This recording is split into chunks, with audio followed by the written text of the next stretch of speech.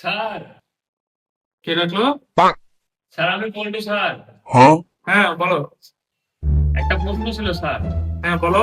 Sir 1 KG আলুর দাম যদি 37 টাকা হয় তাহলে 37.5 কেজি আলুর দাম কত হচ্ছে স্যার? এত পাতলা প্রশ্ন করলে তো হবে না বাবা। কি শিখলে এতদিনে? দেখাও, তাও দেখো। 1 কেজি আলুর দাম 37 টাকা, ঠিক আছে? জি স্যার। তাহলে 37.5 কেজি আলু দাম, এত দামি আলু নিয়ে কি করবি? আলুর দাম একটু কমতে দে। তাহলে কত? ধরে 10 টাকা কেজি, হ্যাঁ? আচ্ছা স্যার বললাম। 1 কেজি আলুর দাম 10 টাকা। তাহলে 37.5 কেজি আলুর দাম হবে, এত আলু নিয়ে কি করবি?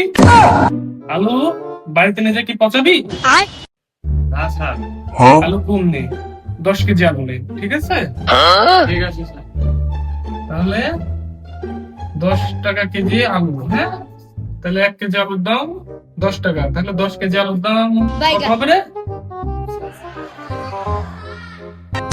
হ্যাঁ, তাহলে তোর উত্তর হলো 100, ঠিক আছে?